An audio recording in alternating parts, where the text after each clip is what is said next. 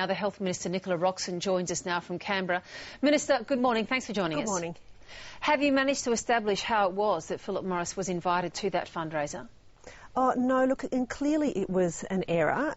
Clearly they shouldn't have been sent. I can obviously confirm, and I've gone back and checked all of the records, that they did not attend and no donations were received because, of course, our party has had a ban since 2004, and so clearly they were sent in error. But obviously I need to make the point that none of this is going to divert our government from taking action on plain packaging. But obviously there's going to be a lot that's going to go in and out of this debate, some of it relevant, some of it not.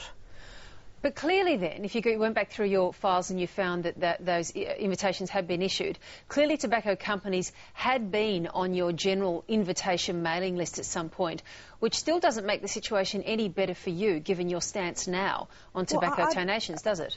I don't really agree with that. There's no suggestion that I am in any way under the influence of big tobacco companies. They would be feeling, if they spent any money on me, that it was a very poor investment. But it was part of the Labor Party, as it still is for the Liberal Party, a process where we did in the past, before 2004, invite them to events. It was part of our rules that we were able to take donations. I don't believe that I did that very often, but I have publicly declared, for example, attending the tennis. I mean, these, in 1999, these things do not affect where our party and our government is now at. Since 2004, we have not taken donations. In contrast, the Liberal Party has received millions of dollars in that time. Yes, but this was after the then leader Mark Latham banned tobacco donations, as you say. Well, that's why the invitations a year later, were absolutely, and that's why the invitations being sent were absolutely an error. And yes, but I do want to ask nonetheless that those invitees were still there in some way on that general invitation list, and the letters went out. In your mind, then, in 2005, was there a difference between a direct political donation and attendance at a fundraising dinner? No, was there a distinction? No, there wasn't. That was absolutely a mistake. If they had attended and donated, that would have been a breach and they shouldn't have been sent. And obviously that's embarrassing for me. I mean, obviously you don't want to make these sorts of mistakes. In politics you spend, and I certainly spend, a lot of time being very careful about the way I conduct myself and the way that we prosecute our policies. So of course this is embarrassing, but it does need to be kept in perspective. 6 years ago an invitation was sent that was not accepted, a donation was not made, and in that time the Liberal Party have continued to receive millions of dollars of donations, and they're the ones who are wavering on whether they'd support us for plain packaging. How do you plan then to live down the claims of hypocrisy that are being made against you now? Well, I think claims can always be made. Ultimately, the fight that we are in at the moment is not about me. The fight is about whether or not we should take all steps to reduce the number of people who take up smoking as a habit. That's what we're doing with plain packaging, and I only heard a part of your earlier interview, but clearly there are going to be some very big interests that oppose it. Nevertheless, we think that this groundbreaking step is one that will mean that we will have lower smoking rates in Australia, and if we can do anything to reduce the 15,000 people that die every year from tobacco-related illnesses, well, it'll be worth it. And people can call me what they like, but I reckon that'd be a pretty good idea if that works. Well, we'll get to the substance of that next, but just one last question on this issue. Do you concede, though, to some extent, given the atmospherics around this and the impression created, and as you concede yourself, it is embarrassing, this then blunts your attack on Tony Abbott's call for him to kick the habit? No, I don't think it blunts any of the attack. Of course it's embarrassing. Of course in politics people never want to make mistakes. But my philosophy has always been, if you make them, you own up to them and you keep focused on what it is that you're trying to achieve. And what we're trying to achieve here is a world first. We think it will assist in reducing the number of people that smoke and therefore reducing the harm that's caused, reducing the burden on the health system. That's ultimately what this is all about, and there'll be a lot of distractions and fights around. I still believe that it's very difficult for Mr Abbott, when millions of dollars have been received and when he's been wavering on whether he'll support this approach. I think it is difficult for them that they still receive donations. And last night Julie Bishop said on television, look, this is nothing to do with Mr Abbott. He has no control over this. So, I mean, they run around saying he can stop the boats and stop the taxes, but they can't stop the donations. This is not consistent.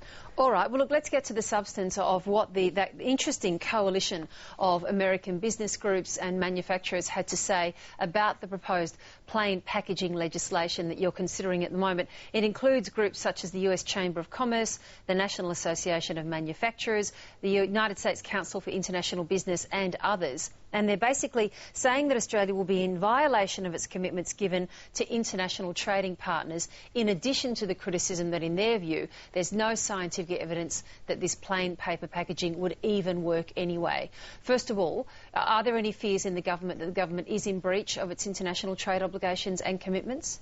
No, there isn't. We, of course, take legal advice on the actions and decisions that we make. We're very confident that we're on solid ground. And the reason that we're so confident of this is that governments are always able to take actions to act in the public interest or in public health or public protection. Now, there's always been fights about how far that should go, but it's very clear in international treaties and others that governments are able to make laws to protect the health of their communities. The World Health Organisation recommends that states consider taking this plain packaging measure. That was inserted into the Tobacco Control Convention in 2004 or 2005. So, you know, this is a step where we believe we've got very strong grounds, and ultimately I think most Australians believe that the Australian government should be able to make laws for the Australian people. Ultimately, international organisations can have views, but we have to be the masters of our own destiny. Well, indeed, but this is not just about an international view. They're calling Australia very clearly to account in terms of your international relations that you have, the commitments that have been given under international trade agreements, and they're specific. They say the WTO agreement on trade-related aspects of intellectual property rights, and that's really been the sticking point with this one, states very clearly trademarks can't be required to be used in a special form as they would be with plain packaging. The Australian government would be dictating to these companies how their trademarks can be used, and you can't do that. Well, I disagree with that. We've been able to restrict the way tobacco companies promote their products in Australia for many decades, governments of both colours. People haven't argued that, you know, is a restriction, or they haven't successfully argued that's a restriction of their intellectual property rights. Look, I mean, ultimately this could be a wonderful festival for lawyers, and people could argue the toss in both directions. That's not my job. My job is to make sure... It could turn out to be that way, though, couldn't it? This could be a long lawyer's picnic. Well, my job is to make sure that we get proper advice, that we act according to that advice, that we make sure that if we're going to take world-first action, that we are on strong ground. We're comfortable that we are. And ultimately, I don't think that any other businesses need to buy into this argument. Tobacco is a very unusual product. It's the only legal product in the world where there is so much known about the harm it causes, and there is no safe amount of product that can be consumed. So this sort of scaremongering that it's going to lead to, you know, chocolate being sold in plain packets and things is really just part of a campaign to try to blur the lines. When it comes to tobacco, there's a very clear message. There isn't a safe amount, and our government will do all we can to reduce consumption of tobacco and to make sure there is a smaller possible number of people who are getting hooked into this new addictive and dangerous product. Nicola Roxon, just a final question on a separate subject. We're starting to hear now from disquieted government members on the issue of asylum seekers, where they might be sent to, the places that are very much disturbing some Labor backbenchers about where asylum seekers might end up, just as we did from coalition members during John Howard's government. Is this an issue on which you might find your voice of objection in the end?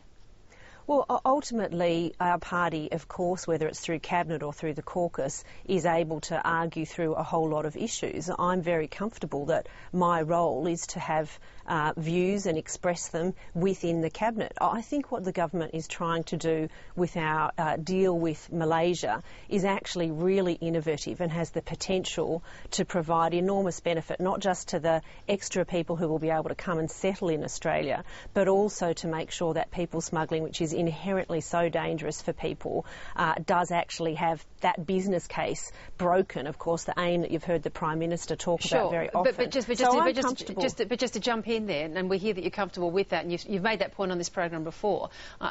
Still, as Health Minister, you don't have any qualms about the state of mental health that you might be engendering in some of these people in the places that you could be ending up sending them to.